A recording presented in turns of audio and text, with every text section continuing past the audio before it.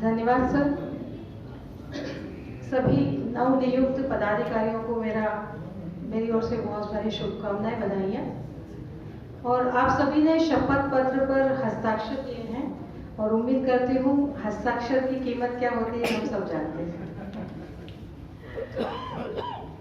तो ये था शपथ ग्रहण समारोह। कार्यक्रम को गति प्रदान करते हैं और चलते हैं हमारे बीच जो शब्दों के जादूगर उपस्थित हैं, श्री राजेश जैन जी राही, उनकी और श्री रमेश जैन जी राही की पुस्तक का विमोचन होना है। मैं कुछ संक्षिप्त परिचय देना चाहूंगी। राजेश जैन जी राही, वैसे तो आप किसी परिचय के मोहताज नहीं हैं, आपके शब्द ही आपका परिचय है। राजेश जैन राही जो काव्य के विविध रसों से जुड़े हुए कवि हैं।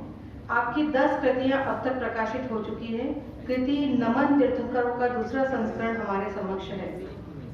आपकी 10 कृतियां पीता पर दोहे, क्षाओ वट वृक्ष की, विविध दोहे घेरे में है चांदनी, शब्द देना शारदेमा, घनाक्षरी शब्द कृति, जैन तीर्थंकरों की वंदना, नमन तीर्थंकरों को, राही की है मधुशाला, घनाक्षरी छंद पर काव्य कृति, तीर हो कमान पर, दोहा संग्रह यक्ष प्रश्न है सामने, रामचरित पर काव्य कृति, रग रग में है राम, गद्य व्यंग संग्रह नैतिकता की खोज और दोहा संग्रह उत्तर देगा कौन। ये आपकी 10 प्रमुख कृतियां हैं जो अब तक प्रकाशित हो चुकी है। नमन तीर्थंकरों का काव्य संग्रह मात्र काव्य ही नहीं बल्कि आपकी पूजा के पुष्प है जो आपने तीर्थंकरों के चरणों में समर्पित किए हैं। विभिन्न क्षेत्रों में सामाजिक कार्य कर और इस जैन कवि संगम के जो अध्यक्ष बने हैं राजेश राही, निश्चित ही इस कवि संगम को बहुत ऊंचाइयों तक ले जाएंगे, नए आयाम स्थापित करेंगे, ऐसी मैं बधाई और शुभकामनाएं देती हूँ। तो चलिए अब समय है उनकी पुस्तक नमन तीर्थंकरों का दूसरा संस्करण के विमोचन का। मैं निवेदन करती हूँ हमारे राष्ट्रीय अध्यक्ष नरेंद्र पाल जी और उपस्थित सभी मंचस्थ अतिथियों से कि वो विमोचन का कार्यक्रम संपन्न करें।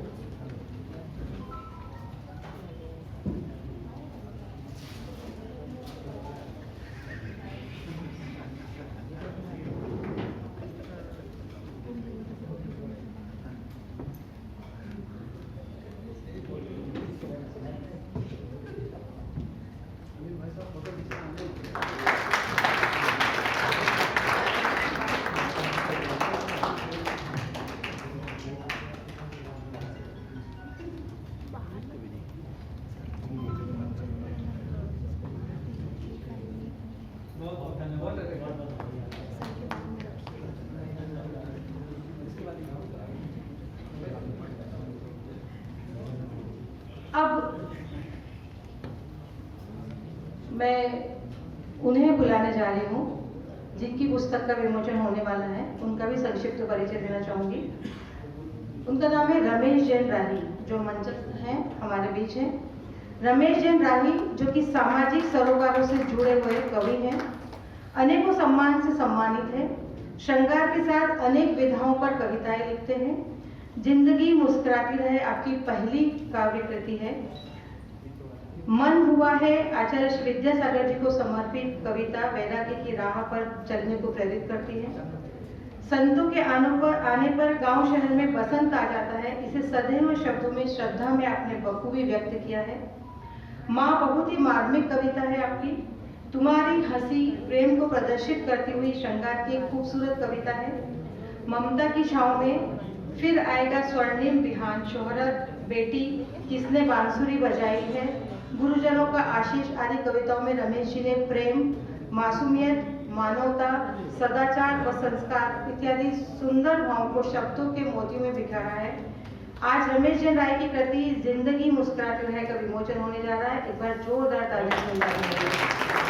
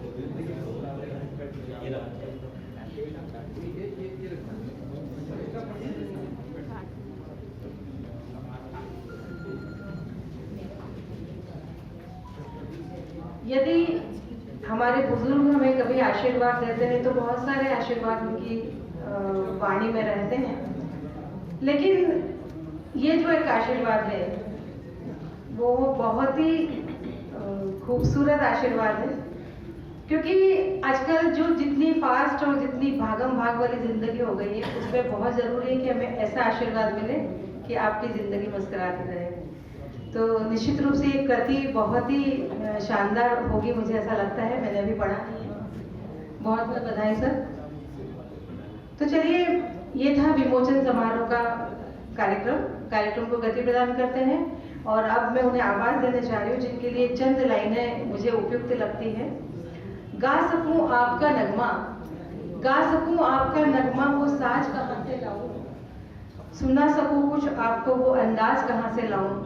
यूं तो चांद की तारीफ करना आसान है मगर, यूं तो चांद की तारीफ करना आसान है मगर, कर सकूं आपकी तारीफ वो अल्फाज कहाँ से लाऊं। जोरदार तालियों के बीच में आमंत्रित करती हूँ राजेश जैन जिराही को।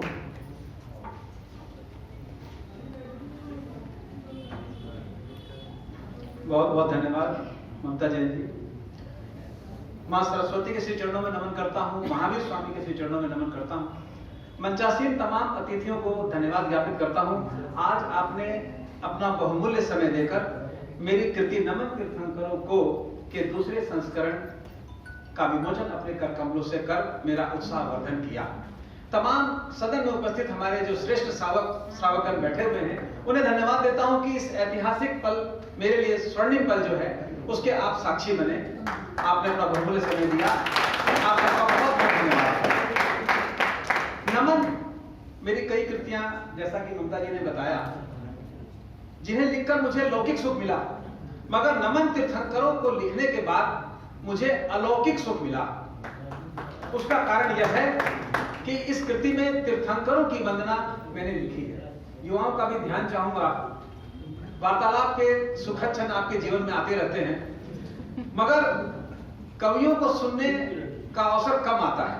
एक बार मैं हवाई जहाज में यात्रा कर रहा था, एक युवा मेरे बगल में बैठा था। मैंने उससे पूछा, बेटा कहाँ जा रहे हो? उसने बताया, मैं इंजीनियर हूँ, कोटा जा रहा हूँ पढ़ाई करने के लिए, इंजीनियर बनना चाहता हूँ। फिर उसने कहा, सर आप क्या करते हैं? मैंने कहा, मैं कवि हूँ। तो उसे विश्वास नहीं हुआ, बोला मैं किसी कवि से पहली बार मिल रहा हूँ। मैंने कहा, किसी कवि का नाम बताओ। उसने कहा कि मैं प्रेमचंद जी का नाम जानता हूँ। मैंने कहा, वो तो कहानीकार थे। तो कहने का मतलब यह है कि आज के हमारे युवा कविताओं से जुड़े। देखिए, शिक्षा, संस्कार और साहित्य, तीनों का जब तक मिश्रण नहीं होगा पूर्ण विकास नहीं होगा। जितने भी आतंकवादी है शिक्षित है सब, मगर उनमें संस्कार की कमी है, साहित्य की कमी है। तो हम त्रिवेणी हमारे अंदर होनी चाहिए। आइए, समय कम लूंगा, 4 मिनट का समय लूंगा और कृति के कुछ क्षण आप सबके बीच में निवेदित करता हूं। सबसे पहले पावन जैन धर्म में जो तप, त्याग, अहिंसा और शाकाहार का महत्व बताया गया है उसको रेखांकित करते हुए एक क्षण आप सबके बीच में कि तप को नमन और त्याग को नमन, मेरा भाईचारा आपसी मिलाप को नमन है, और जीव दया करुणा के भाव को नमन है, और जीव दया करुणा के भाव को नमन है, और महामंत्र नवकार जाप को नमन है, और आदिनाथ को नमन, महावीर को नमन, आदिनाथ को नमन, महावीर को नमन, सारे तीर्थंकरों के प्रताप को नमन है, और अरिहंत को नमन, सिद्ध को नमन, और शुद्ध शाकाहार मेरा आपको नमन है। कि महावीर से जानिए जीव दया का सार, महावीर से जानिए जीव दया का सार, राह अहिंसा की सही उत्तम शाकाहार। और महामंत्र नौकार की जो महिमा पावन जैन धर्म में बताई गई है, नौकार मंत्र का एक एक शब्द तो क्या, एक एक अक्षर मंत्र है। जैसे ही आप नमो शब्द बोल देते हैं आपको नौकार मंत्र का लाभ मिलने लग जाता है। तब मैं नौकार मंत्र की महिमा को रेखांकित करते हुए छंद आप सबके बीच में रखना चाहता हूं। आदरणीय नरेंद्र पाल जी की उपस्थिति में कुछ पढ़ना बहुत ही हिम्मत की बात है। हम तो भूल गए कि नवकार मंत्र आप जाप लोगे दिल से, तो नवकार मंत्र आप जाप लोगे दिल से तो कोई कठिनाई कभी पास नहीं आएगी, और अरिहंत सिद्ध और संत की कृपा मिलेगी, बात बिगड़ी हुई भी सारी बन जाएगी। और शब्द शब्द है विशेष, साधना ये अनिमेष, नमो बोलते ही पूजा पूर्णता को पाएगी। और उपाध्याय व आचार्य वसुधा में जितने हैं, वंदना सभी की होगी, घटा शुभ छाएगी। के शब्दों में आबद्ध है जिन शासन का सार, सफल करे हर कामना महामंत्र नौका। और तीर्थंकरों को नमन किया है, 24 तीर्थंकर को मैंने पूजा के पुष्प चढ़ाए हैं। प्रथम तीर्थंकर प्रभु श्री आदिनाथ जी भगवान जी ने ऋषभ देव जी के नाम से भी जानते हैं। उनके श्री चरणों में जो छंद मैंने पुस्तक में लिखा, आप सबके समक्ष सादर प्रस्तुत कर रहा हूं कि प्रथम नमन मेरा आपको है भगवान, आदिनाथ बोलते ही पाप कट जाते हैं। और सुबह होती भावना है, सुबह होती कामना है, राग द्वेष और सारे क्लेश हट जाते हैं। और जैन की परंपरा का मूल मंत्र आपसे है, ध्यान धरने से सारे दुख छट जाते हैं। और राह जो भी चुन लेता आपके नगर वाली, मेघ मुश्किल वाले झट घट जाते हैं। असी मसी और कृषि का संदेश दिया आदिनाथ जी स्वामी ने।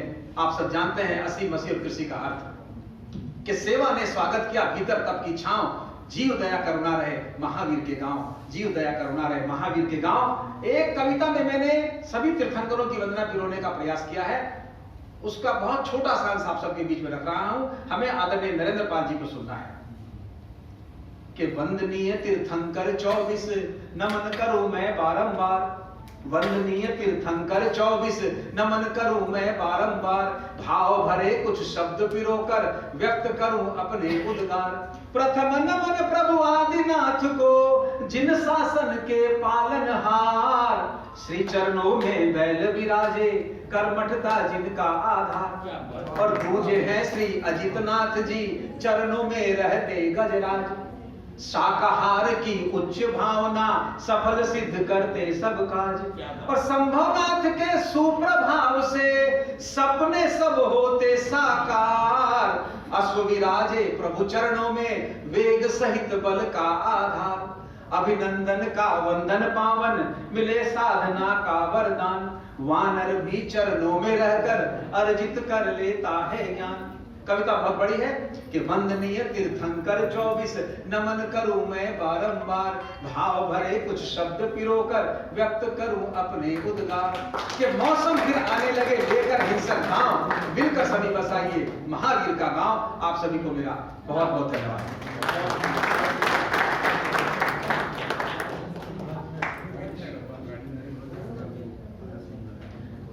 मुझे नहीं लगता कि मुझे कुछ कहने की आवश्यकता है। आप सबकी जोरदार तालियों ने बताया कि राजेश राही जी की हाँ, मुझे यही कहने जा रही थी कि वाह क्या कहना। तो चलिए अब आगे बढ़ते हैं। एक मुझे शायर का नाम तो नहीं पता, लेकिन एक बहुत अच्छी कविता जिंदगी मुस्कुराने पे ही लिखी हुई है, तो मुझे लगता है कि ये मौका भी है, मुझे बताना चाहिए। जिंदगी में सदा मुस्कुराते रहो, फासले कम करो, दिल मिलाते रहो। जिंदगी में सदा मुस्कुराते रहो, फासले कम करो, दिल मिलाते रहो। दर्द कैसा भी हो आंख नम न करो, दर्द कैसा भी हो आंख नम न करो। रात काली ही सही कोई गम न करो, एक सितारा बनो जगमगाते रहो, फासले कम करो, दिल मिलाते रहो। बांटना है अगर बांट लो हर खुशी, बांटना है अगर बांट लो हर खुशी। गम न जाहिर करो तुम किसी पे कहीं, दिल की गहराई में गम छुपाते रहो, जिंदगी में सदा मुस्कुराते रहो। अश्क अनमोल है खो न देना कहीं, अश्क अनमोल है खो न देना कहीं। इनकी हर बूंद है मोतियों सी हंसी, इनको हर आंख से तुम चुराते रहो, जिंदगी में सदा मुस्कुराते रहो। तो आज जिनकी कृति का विमोचन हुआ है, उनकी पुस्तक का नाम भी जिंदगी मुस्कुराती रहे। मैं जोरदार तालियों के बीच में आमंत्रित करती हूँ श्री रमेश राही जी।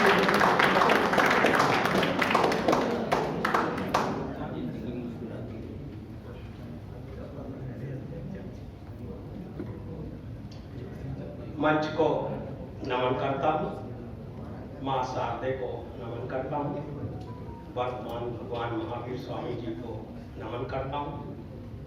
आज जैन कवि संगम के इस मंच से आप सभी का स्नेह और सम्मान प्राप्त कर बहुत ही खुशी का अनुभव कर रहा हूँ।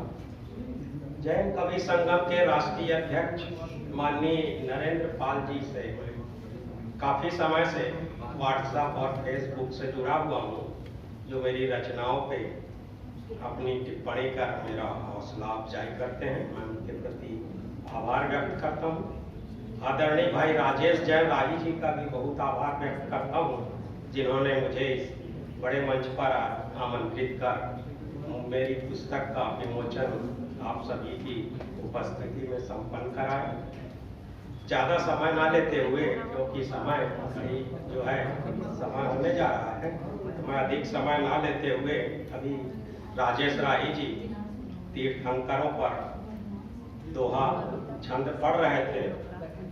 एक कविता मैंने भी महावीर का संदेश महावीर स्वामी के श्री चरणों में समर्पित की है, वह प्रस्तुत करने जा रहा हूँ। हर पल प्रलय का रूप लिए, हर पल प्रलय का रूप लिए, अब समय सामने आया है, जब और विश्व में हिंसा ने अपना बिगुल बजाया है। क्या बात? हर पल प्रलय का रूप लिए, अब समय सामने आया है, जब और विश्व में हिंसा ने अपना बिगुल बजाया है।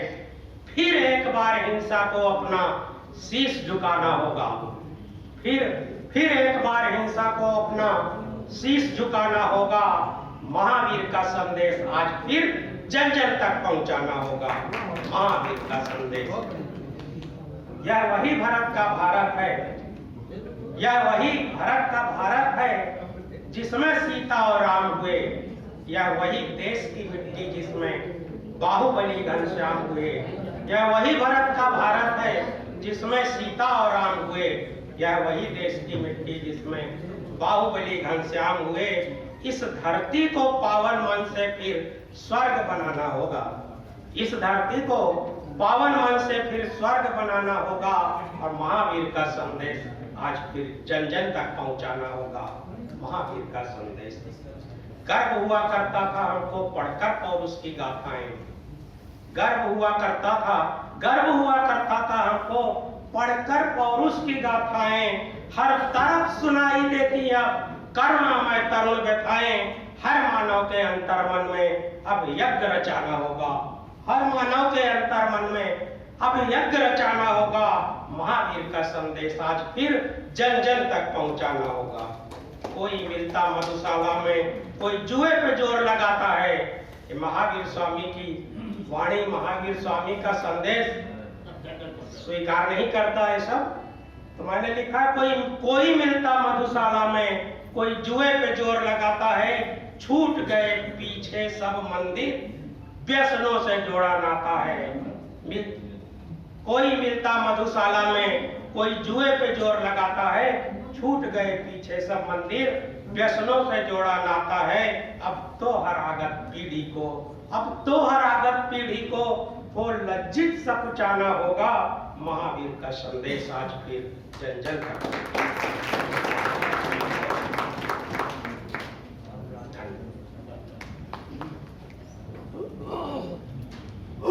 धन्यवाद रमेश जी। रुकिए भैया, जाइए मत, तुरंत आइए। आज हमारे बीच मंच पर जितने भी लोग उपस्थित हैं, मैंने अभी बैठे बैठे विचार आया कि जो मैं नाम अनाउंस कर रही हूँ, रमेश जी, राजेश जी, नरेंद्र जी, इससे कुछ जो हम लोग धर्म से जोड़ते हैं, जिनके नाम में ईश्वर का समावेश है, ऐसे हमारे अपन कहते हैं कि बेटियां फूल